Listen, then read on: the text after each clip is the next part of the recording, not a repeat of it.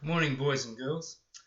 I wanted to read to you a story called The Giant's Garden, and it's based on a book by Oscar Wilde. Oscar Wilde was a very clever man with his words. He's also a man who suffered and was sent to prison for standing up for what he thought and believed was right.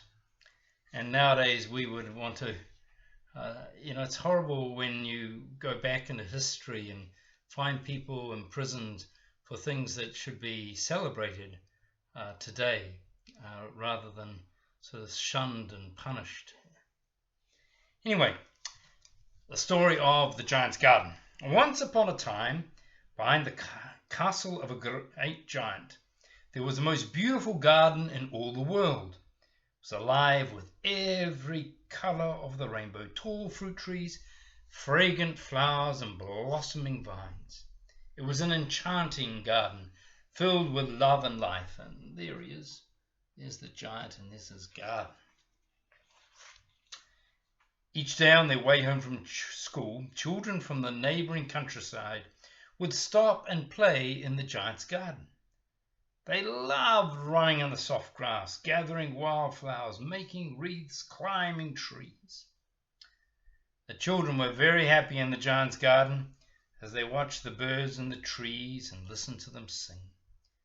They thought that the garden and all who lived within it were like a family of nature, and that because they loved it as much, they too were part of that family.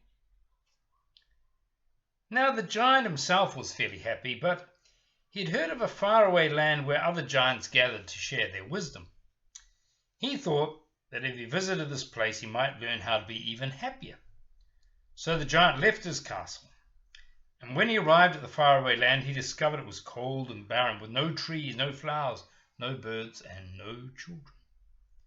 The giants that met there boasted of their power and greed and believed their selfish desires were the only source of true happiness. For them, life held no laughter, no joy, no love.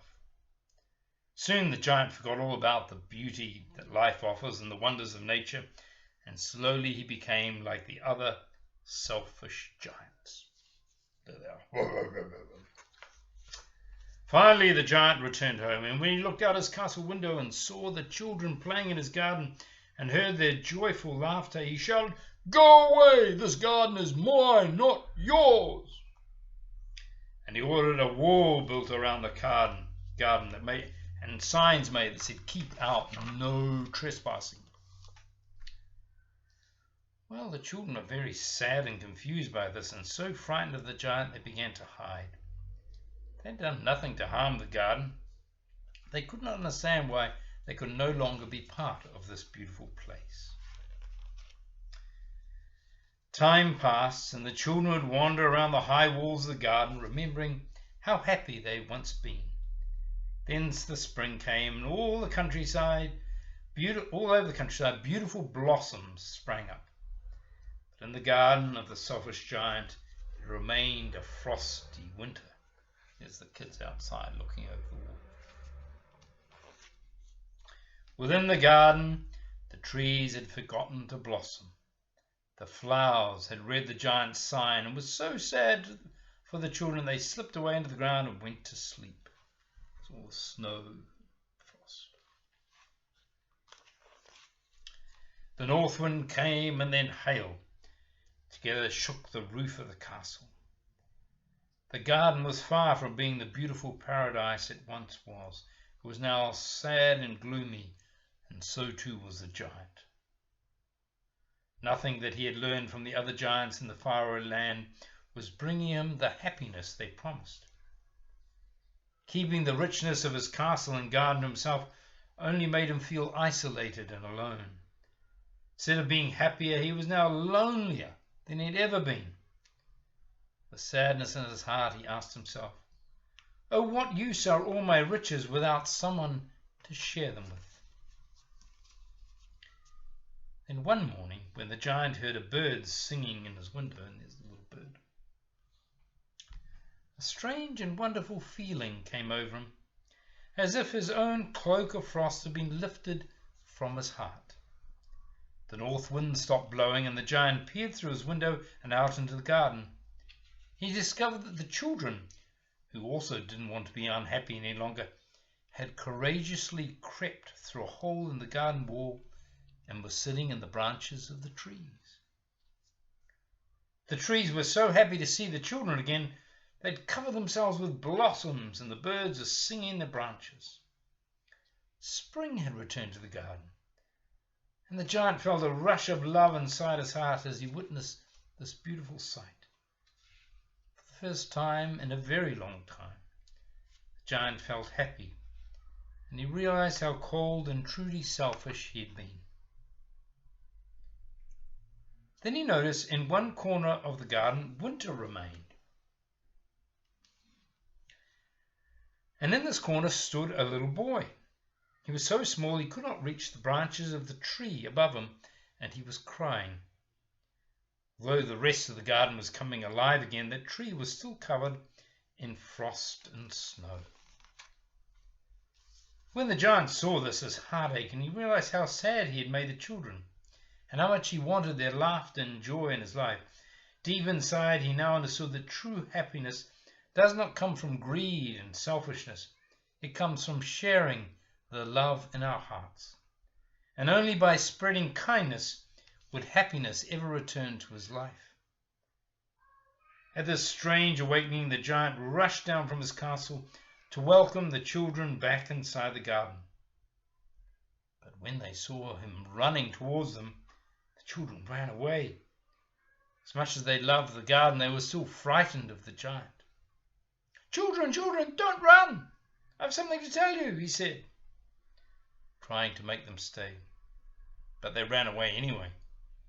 Only the little boy in the corner remained, for his eyes were so filled with tears he did not see the giant coming. Slowly the giant came toward the boy, took him gently in his arms, and placed him on the branches of the tree. The little boy hugged the giant. He was not afraid of anyone who could be so kind and giving.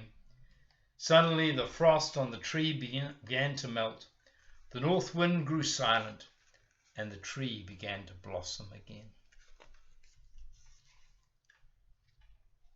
The giant called again to the children, "Please, please, don't be afraid of me. My eyes and my heart have opened. I have changed. I want to share this beautiful garden with all of you."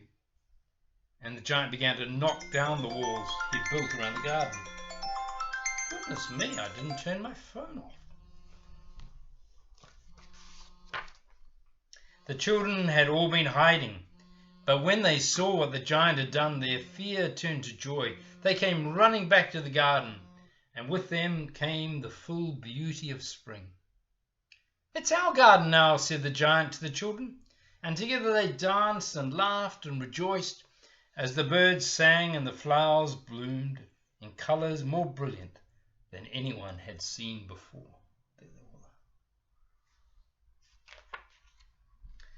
And so, once again, each day on their way home from school, children from the neighboring countryside would stop and play in the giant's garden. Only now the giant would play among them. He would roll around on the soft grass with the children, talk to the birds, and delight in the flowers. They were like a family, and the giant was a part of it.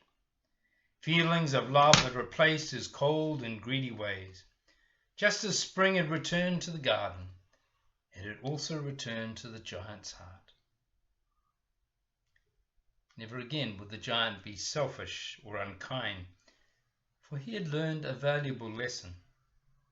And that is why to this day, behind the castle of a great giant, the most beautiful garden in the world lives on. It's an enchanted garden filled with love and life and the spirit of giving.